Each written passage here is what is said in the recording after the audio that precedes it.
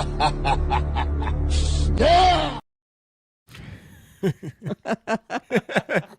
Hello, ladies and gentlemen. Welcome back to another episode of GeekVerse podcast. I am one of your hosts, the Crutch Taylor Field, and I'm joined by... I'm the council member, Kirkland Batzer. Yes, and we are here continuing our trek through the post-apocalyptic quarantine zone, whatever you want to call it, of Last of Us Season 2, Episode 3. Before we get into that, our spoilers, thoughts, and non-spoilers, a couple of plugs. You can find us with your internet connection in the search bar. GeekVerse.ca is our home base. GeekVerseCast is our Twitter. GeekVerse is our Facebook. And if you want to, get ad-free content, it's been a weekend. Holy shit. Ad-free content, early shows, retrospectives, just the bee's knees, like creme de la creme of Geekverse podcast content. You got to check out the Patreon. It's all there. And shout outs to our Patreon producers, because you guys are just absolutely fantastic. We love you all. Aaron Braden, April of Darkness, Jack Grant, Sam, Superbad Mike, The God Loves Me 69, Jeremy Renner, Charlie Rendell. Thank you for being you and just all the wonderful things that you do for us. Much appreciated. But yeah, like I said, what do we got popping off? We have done Mission Impossible retros that are popping off on the Patreon right now in celebration of the final reckoning. I did a side quest last week where me and Dylan covered Oblivion and the Nintendo Switch 2. And then we did an After 9 watch along. You and me and Travis and Dylan. That was a lot of fun. And then Travis has a side quest tomorrow. We'll be dropping, I guess, Tuesday or something like that. And then what else is cooking? What do we got going on? We got Andor reviews coming out. Oh, yes. It's the week of Thunderbolts, which still doesn't feel real to me. Even though I have my tickets, it feels like it's just totally sneaking up on me like a ghost. Yeah, I mean, I feel like you already got the big one. Sinners reviews on the feeds, so go check that out. Got a couple other movies coming out here pretty soon, but yeah, lots of reviews, lots of just usual stuff. We got a weekly geek this week. I think that's me and Dylan. The Whalers coming together, so yeah. The Whalers. Keep your eyes on the feeds. You know, because you mentioned Andor, I'm just gonna say it because Star Wars: Revenge of the Sith is in theaters until Wednesday here. I think you should go see it. I did not get out to do that. I had too many You episodes to watch. Too many You. Yeah. Which I guess there will be a You season 5 final review coming out on our feeds. But yeah, you should definitely go see it. Watching Revenge of the Sith in the theaters, like Order 66, I had tears. And like the intro, I had goosebumps. I could feel it. Multiple sequences, just goosebumps. Like I think it'll reinvigorate your love for Star Wars. Like, you'll be oh my god. Andor is currently doing that, so it might be a good time to that stacked with this. Yeah. Oh yeah. I mean, Andor popcorn buckets. No popcorn buckets. Nothing fancy. Sad. But we did get a popcorn. We did get drinks and all that, and just regular. I mean, just regular. Yeah, because you're in there for 2.5 hours, and it's just a damn good time. Oh hell yeah! No, I'm glad you enjoyed it. That's awesome. Yeah. But anyways, as for damn good times, how was this? Was this a damn good time or a damn bad time for you, Kirkland? I think this was a pretty damn good time. Coming off of last week's episode, of course, spoiler free for the first little port here. I definitely would have assumed it would be a slower episode of just picking up the pieces of the big, just the big house that came crashing down last week. And it definitely was that. I think there's some really strong performances in here. And yeah, just a lot of kind of grieving going on because of what happened last week. And I think for the most part, I thought it was done really well. I think I could have maybe even taken a few more scenes of certain characters, I don't know, interact with each other, or maybe just longer sequences. I'll maybe highlight what that is when we get into the spoiler section. But yeah, I think it was a good episode. I think it definitely has me excited for what's to come next week. And it's interesting because I played a little bit of like the first Last of Us, so in last season, I feel like I had a somewhat of an idea for at least part of the season, whereas I feel like now, I mean, more so than I already was because of a certain thing that already happened in this season. I'm completely in the blind. I have no idea what's going to be coming, who we're going to be interacting with, so I am really just intrigued by where we are, I think, by the end of this episode, and yeah, just kind of where we're going. And I'm ready to kick some ass with our protagonists here. So yeah, let's do it. Well said. Yeah, I played. I'm beating the first one, but I've played the first one, and so to make those comparisons in that season to that game, it was yeah, it was easy, and I could kind of predict what was going to happen because obviously, like I said, I played the game. But with this is totally uncharted waters, and I wasn't here for last week's review, but I had a That's right. hunch and inkling that Joel does die, and so Spoilers. yes, when we watched last week's episode, I thought, holy crap, okay, yeah, they went with it. I didn't think they were going to do it that quickly, and I didn't know at what instance in the game it happens. Didn't know if it was in the middle or the beginning or the end, whatnot. But yeah, here we are. It happened pretty quickly, and I just don't like Abby. I think the actress is great; she's doing a fantastic job. But Abby is the character. I just hate her. But of course, there's justification in her actions because her father was murdered by Joel, so revenge, all that kind of stuff. But I think you're gonna see the like a parallel where Abby and Ellie are very similar but different at the same time, and yeah, just you can see like the people that Joel, in retrospect, has created through his actions, and then you're gonna see Ellie, who's someone like through his actions, like he's done bad things, but you're gonna see two outcomes in two different people because of that. You're gonna see Abby as an outcome of Joel's actions, and you're gonna see Ellie as an outcome of Joel's actions. And I just think it's how he kind of continues on. And you're gonna see how that is impacting this world still because of what he's done with these two characters or to these two characters. So yeah, I'm really feeling good about this episode. Like I said, I don't know how it compares to the game. I don't know what to be expecting now at this point.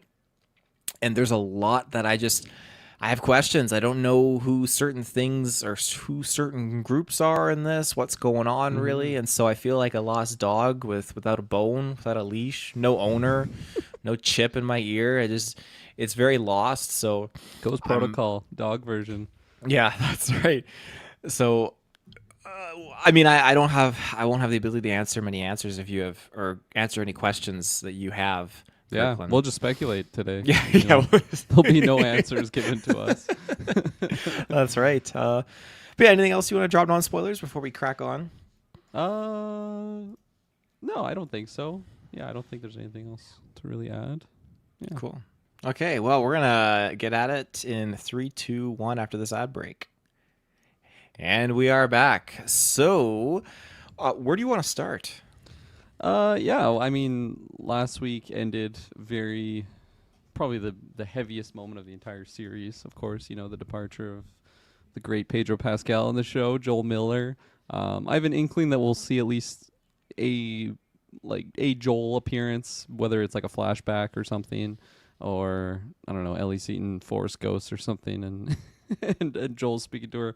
I'm sure we'll see him at some point before the show's all done. But yeah, he was killed off last week, and then entering this one, of course, it's picking up the pieces from that. And I would have assumed, for it to be very heavy. I wasn't disappointed. I think maybe I just wanted a little bit more of like the grieving, whether it was a little bit more of like Ellie Dina, like I don't know, just talking about what happened. We did get it, but I think it was a little bit shorter, especially because what we were getting on screen, I really liked it. Like I just think those two are fantastic together on screen.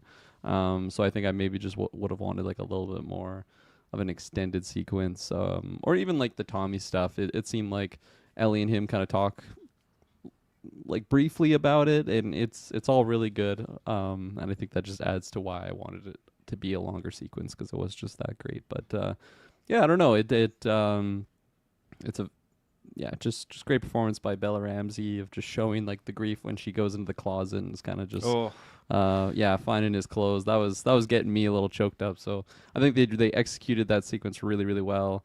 And yeah, she kind of had to just have her moment of grievance, and then now she's just ready to kick ass and get that revolver into the head of Abby. So we'll we'll see what's to come. How did you feel they did with the whole grieving factor? Because of course it's not just Ellie that lost someone, because the whole town obviously lost a lot of people in the infected raid on the town of Jackson, and then just other people that were really fond of Joel and kind of what his role was in the town. Yeah, it's tough, and the episode definitely feels empty because Bella Ramsey does a great job at making it feel like we've lost something. Obviously, the presence of Pedro Pascal not being around is definitely that carries its own weight, but that is sold even more because of the acting and the performances by the co-cast with Joel's brother. You can feel it there when Joel's not around, and when Ellie goes into that house, it just feels empty, and yeah, something's missing there. And yeah, she takes the watch. I think she took the watch. She was looking at it, but yeah, takes the gun and just has that moment of weakness where she's holding on to the jacket, and you're looking at her in the situation, and it's a moment of weakness with her, and it's a character that you don't really see a lot of weakness emanating off of. So it's really adding some more depth to her, and you get a little bit of her just obviously putting up her shields when she's dealing with Gale and other characters as well. But that's her classic defense system. She's becoming a lot more complex, but a lot more what would be the word for that? I like how Joel's brother had put it, with his conversation with Gale, that they were worried about, oh, she could be too much like Joel. And it's like, well, Joel is there, 10% like nurturing has kind of gone off onto her, but nature is the other thing. You can nurture someone, but nature will kind of dictate who they become. And I feel like it'll be interesting to see how Ellie grows into that a little bit more. And I was talking about the non-spoilers with Joel's actions and how it results in Abby and with Ellie. And while there's a little bit of that percentage that it's nurture and the rest is nature, I think that's where you're going to see Ellie turn into someone who, and I haven't played the game, I'll reiterate that again, so I don't know what is going to happen, but I'm going to just make a guess here that she's going to make a call similar to what Joel did in protecting her and saving her, and she'll do that in another instance that makes her better than Abby. Doctor. Yeah, she'll shoot the doctor. Yeah. That's right. Yeah, I'll save them. But I think she's really, really fantastic, and I really liked getting this little bit of an adventure with her when they leave town, and she's running off to go do her thing, trying to find not the Fireflies anymore, because now they're the WLFs, the Wolves, which I don't have any answers about them. I wish I knew a little bit more about this outfit, because they seem extremely well armed. Oh my goodness. So I'd like to know a little bit more about what they're up to and what they're doing. They just seem like they're a whole military group. They don't seem like they have really anything else. And Seattle just seems like a complete wasteland. So are they just living in like run down skyscrapers? They haven't set up any walls, any perimeters. Like what's going on? But it also seems like there's no infected in Seattle too. And obviously I'm kind of branching off here from Ellie, so I won't go too far. But That's right. Yeah. Yeah, no, I'm very curious as to what the whole goal is now, right, of the Wolves, because of course we knew what the Fireflies' general goal was with just the whole cure stuff, but we're beyond that. So is it just they're preparing for war? Who knows what's going on? It is funny though, because I haven't played the game, but just getting introduced to these like newish factions now with like the Wolves. You have like the Jokers out there with like the slit cheeks. They got fucked up pretty easily. Yeah. But they just seem like new like enemies, that you'd be coming across in your adventure if you're if you're playing this game. It's like, oh, gotta watch out for these enemies now. So just like seeing the little game isms in there is fun. But I found it interesting too. Just finishing off some Ellie thoughts. How they got her to, I don't know, kind of speak up at the meeting, because it just seemed like something that like a characteristic that she definitely would never really be going for. But this is like the most realistic way to kind of win the vote of the town, even though at the end of the day, she doesn't fucking care. If nobody's going, she's going. And I liked how when, she kind of gets caught by Dina when she's trying to sneak out of the town, Dina, not for like a single second, was trying to like convince her to not do it. Like right away, she was ready to go with her. I imagine that's pretty similar to how it goes in the game. But yeah, no, I think those two are just so fantastic together, and I don't know, it really just maybe shows the level of bonding that obviously Joel and Ellie had, but also Dina and Joel, because we didn't really get to see a lot of that on screen. So, yeah, no, I love Dina. She's fantastic. Yeah, no, I agree. She's really really awesome, and again, it's a character that I don't know a lot about, but she's definitely whipping out maps and whipping out all these details and facts. She can smell when the rain's coming and all that. She's So got that rain elbow that my mom's got. You know? Yeah. Oh, she knows when it's gonna rain. yeah, so I'm really liking her character a lot. She's a lot of fun, and I didn't know what was gonna happen. I thought she was gonna die after she was having this kind of like more intimate connection with Ellie. I thought that when the Like in the attack tent? happened. No, before in last episode. okay. I thought last episode she was going to get it. And when she didn't get it from the or the clickers, then I thought for sure she was going to get it when they were with Joel and the former Fireflies were Abby just just going to beats the shit out of her. Yeah. After killing Joel, beats the shit Yeah. out of Dina. You killed That'd my be a really father. bad day for Ellie if she comes into that. That would be. But she's definitely she's she's a trooper. She's got all the details, the knowledge, everything like that, and she's got the contacts because she's got Life of Crutch there on her payroll to get her all the supplies, right? Oh, So Seth. yeah. That guy. Yeah. The bigot from last week's episode. I think it was last week's episode. Or it might have been the first episode. The first episode, at the yeah. party. No, I like that moment when again, like just going back to the town meeting, everybody's kind of giving their opinion on what's going on. He's just like calling everybody out. It's like they come in here, they're pissing in our eye. I like that line that he dropped there. But yeah, no, it was a unlikely ally, but I liked how it kind of worked out, and he gave her, the trade for the much better rifle. Trade. Yeah. It looked so clean. It looked like it was right out of like a fresh gun shop. That gun. It did, yeah. It looked absolutely mint. That was like a But- battle pass rifle he gave her. It's got a skin on it and everything. Tracer That's pack. right. Yeah, yeah, tracer pack. Yeah, $30 pack. Yeah, he's definitely kind of turned things around there, and the enemy of my enemy is my friend, and that's what happens here. They were attacked, and so they're kind of unifying together. And when they did that, the whole voting thing with the council, I think I feel like I could pick out which three probably voted yes for them to go and It wasn't send 16 Jesse, people. that's for sure. Jesse No, definitely said no. No, yeah, he absolutely said no. He's a by the book character for sure. But everything in that sequence when Seth stood up and he was like pissing in her eyes and whatnot, and like at the end of the meeting and everyone's getting up to leave, and he's just sitting there holding his cane and he's just staring at them, just intimidatingly so. But yeah, we'll see if he's still around and come the end of the season, if our two heroes make it back, which I have no idea if they will. So True. yeah, but I'm glad to see the town is kind of rebuilt and making a comeback. We had a 3-month time jump, which it's quite a bit of time, but Okay, yeah, I missed that detail. I didn't know what the exact time frame was. Do you think we're going to be seeing a lot more of the town, or like?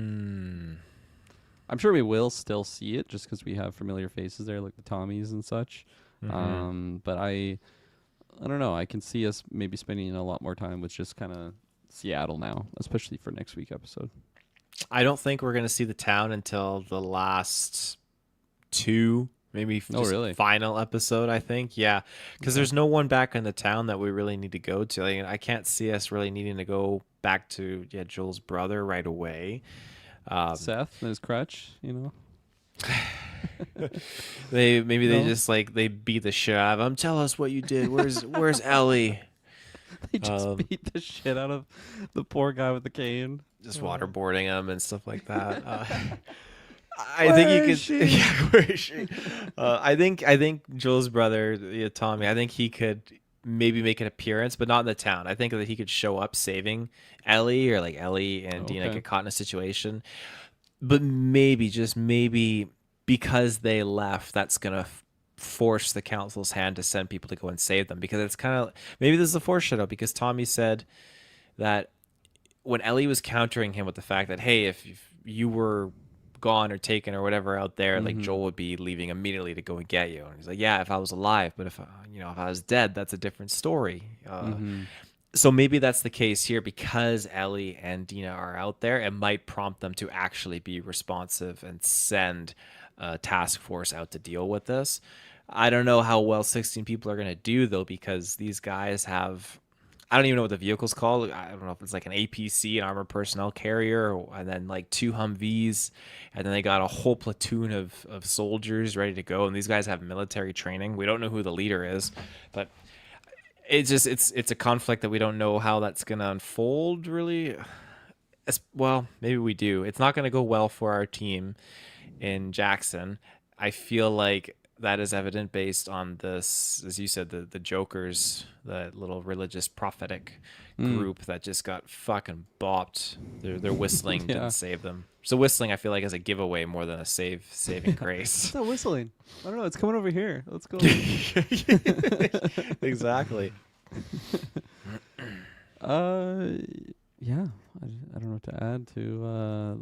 What was I gonna say? Anything else on the town? I threw a lot at you. I don't think I have anything else really on the town. Do you feel like we're going to see the town? Like, I think we'll again? see like I could see not next week's episode, but like at least the week after, at least like a little check-in on just kind of what's going on. Because Dina and Ellie also like, snuck away. So I would imagine we at least see like the reaction to the Tommies and the other people that are in the town. They're interrogating Seth. Yeah. They're just waterboarding Seth. Yeah. Maybe Jesse like goes after them or something. I don't know. He seems pretty castrated though. I don't think he's doing anything. He's Fuck. and then you just mentioned the Jokers, that religious group. I imagine there's more of them out there, eh? Or did they just get sand peopled? Completely murdered. I hope there's more. I would like to learn more about it, but maybe there really isn't anything else to learn from them. It'd be so weird though to let they have like this symbol. It's like they never explain why their faces look like that. They're whistling, who this prophet is. So if we just never see them again, it's like why even get introduced to this? So I would imagine we're gonna see it, and then who knows, maybe eventually see this prophet type person, even though he does mention that she was dead, right? He said she's been dead for like 10 years. Yeah, so apparently I guess like a prophet will appear every once in a while. And I thought this guy was kind of foreshadowing, oh, this, my little daughter here is going to become the next prophet or something like that. But they religiously hold on to their hammers as weapons. They don't seem to use guns of any kind. So just a Probably should've. weird group. Probably should have. Yeah. Instead of just whistling. Yeah. Instead of whistling. And then, so was it the wolves that murdered them? Is that what they're... Because at some point, don't they say there's monsters or... Yeah, the girl's something? like, is it monsters? And he's like, worse, it's wolves. Yeah. And then I think it transitions to Ellie's drawn, or Dina's drawn photo of the wolf symbol. Like that's... The scene like jumps from that to that. That's when Ellie's doing some boxing with the heavy bag with Jesse there. So, yeah, the wolves... not only tortured and murdered our protagonist, Joel Miller, but supposedly murdered this whole group, including children, which is pretty fucked up. And we didn't see, obviously, faces. We didn't see Abby at all in this episode. Or I guess we saw the one chap that got sliced up by Ellie from last week. He was the guy in the tower that was kind of on lookout. Yeah, that's right. Yeah, I recognize so he would have been the only member from last week there. But... yeah, I don't know. I'm curious to see who exactly was directly involved with the murder of the Whistlers. And I thought he was actually going to spot Ellie and Dina when they asked him, like, hey, do a checkout at area 3 to 4. Yeah. Oh, yeah. He's just shit-talking his boss. Like, oh, I'm supposed to watch 6. Oh, it looks over there. You're all clear. And then just goes back to doing what he's doing. Terrible lookout. Yeah. Awful. But I don't know what to expect next week. I mean, obviously they're going into Seattle and they're going to be looking for Abby. Do you think we see Abby next week? I think we see Abby next week because we didn't see her at all this week. I know she's like, you kind of see a lot of the story through her eyes in the game for part 2.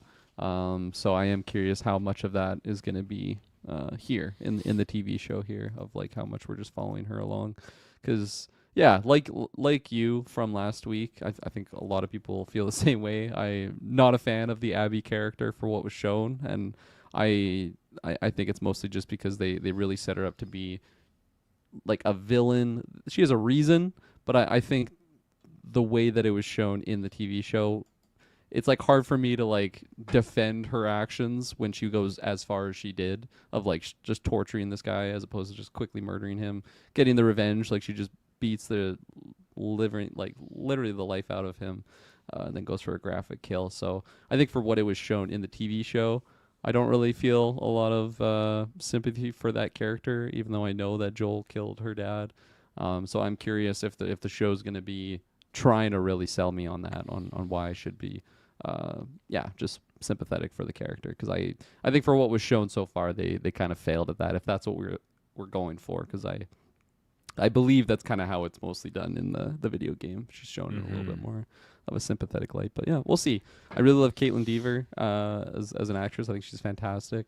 I think she had a lot of just juicy showcasing of her ability in last week's episode. So yeah, I'm curious how.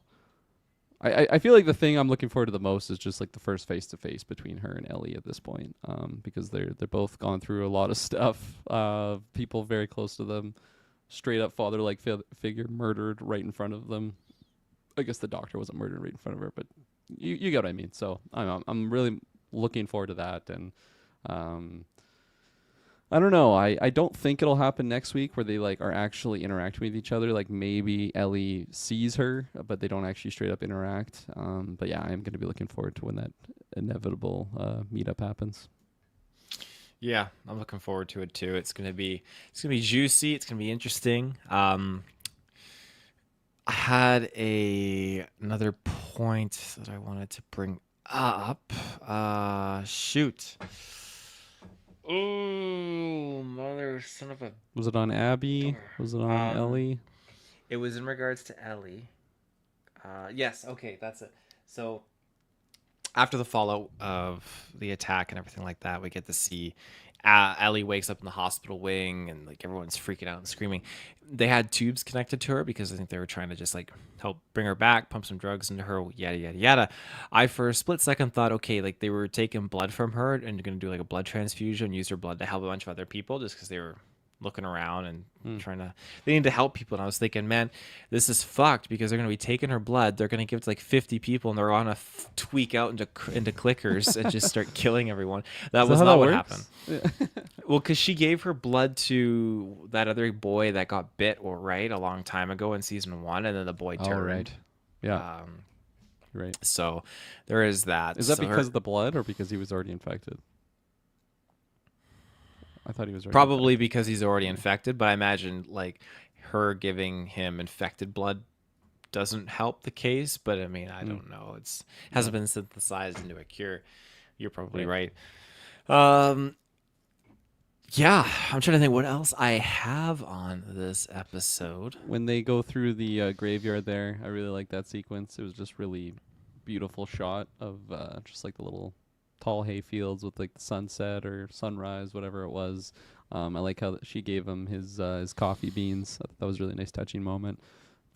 Just really made me like I feel like I completely forgot about like the coffee sequence from season 1, because I didn't rewatch season 1 leading up to this, but in that moment it kind of just flashed me back to when they were in the car together kind of talking about coffee, and I just again I got a little sentimental just thinking of like, man, like what they've gone through to where they are now. It was nice little touching moment. Yeah, coffee beans, growing corn. You know, it's that one guy in the meeting. He's like, I don't have an opinion on the Seattle thing, but should be investing in turkeys instead of chickens. Turkeys over chickens. Yeah. Talking about corn actually while we're there. That guy does not give a fuck about anything that's going on. No, he's dancing on everyone's graves. He just wants to plant corn over all the graves. That's what he wants to do. Hear me out. We can use Joel's body as fertilizer for the corn. Yeah. Oh. Do you have anything else? Gail and Tommy had a little bit of a sit down sequence. Yes. Gail and Ellie also, actually. She was kind of a therapist for a couple other people in this sequence. I love this. What's this actress's name again? I always forget it. I love her I wanted to character say, Moira. I want to in say Schitt's Catherine Creek. Hahn, but Catherine it's not. O'Hara. That's what it is. Never That's mind. it. Okay. Not Catherine Hahn, but both equally fantastic. But yeah, no, she's just a really like flawed therapist, but like there's no therapist for the therapist in this world, so she's just kind of doing what she can. You know, she's an alcoholic. She smokes weed all the time, she says. And she's just really into this t-ball game that's going on. I don't know. I just found it to be a fun little sequence, and then I don't know. It was fun to see a little sliver of just Tommy like kind of thinking about what's been going on. And I think I could have taken a little bit of a more of like the grieving Tommy in this moment, because we did lose Joel here, but I think for the little scenes that we did get, I did really enjoy it. And then yeah, the moment between Gail and Ellie also I actually really liked, because it just seems like Ellie is always putting on like a face and like just trying to make it seem like she's tough. So by the time that we get her alone, and like what we've already talked about, when she is just going through the house all alone without Joel, it just seems like it's like a volcano that's like finally erupting, where she's just like always been pushing down these feelings, then it just, you know, just bubbled up to the surface and it just kind of exploded, and that's when she is full on in the heavy tears. So yeah, I thought it was just a good build up to that moment, from the Gail and her little therapy session to yeah, where we get to. Mm-hmm. Yeah, I agree. Gail has definitely become a good character, reinforcing kind of the thoughts of what our current characters are going through, and Yeah. like I said already, giving out that really really good line about the nurturing and the nature when it comes to Ellie and who she's going to be as a person. Mm-hmm. Do you think we're gonna get any more Eugene stuff? Because this has been like I don't know all the details of the Eugene thing. Joel was forced to kill this guy, and it just seems like in the last 2 episodes, we just kept getting like a little Eugene moment when I think it was Jesse and Ellie are at that safe house where the weeds being grown, and then she finds like Eugene's, I don't know, name tag or something, dog tags, whatever it was. It just seems like they like keep bouncing up this character, so I was curious if we were going to eventually get a little bit more of an answer on what all the details were to that. But Joel's gone now. You know, we're leaving Jackson.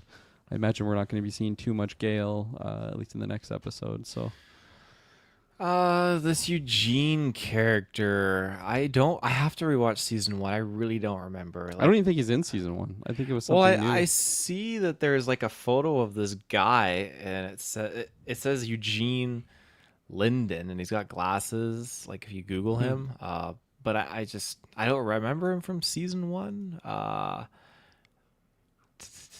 there's like that photo of him is from the games, but this one it looks like it's actually from the show. Shocking death in episode 2. Eugenia's death had been mentioned multiple times in the first episode. Yeah.